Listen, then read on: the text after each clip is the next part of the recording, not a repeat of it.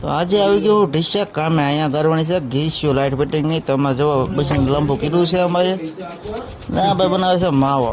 તો માવો બનાવતા પહેલાં અમે ઘીસીનું કામ શરૂ કરી દીધું. તો જો બોકેડા ઘીસીનું કામ શરૂ કરી દીધું. ઘીસો કરે છે એ રેગ મારે છે ને મારા બ્રેકરથી ઘીસી ખોદવાની છે. કેમ કે ઘીસી ગાળીને પછી થોડીક સુઈ તો ચા આવી ગઈ. તો ચા પાણી અમે પછી પીધા.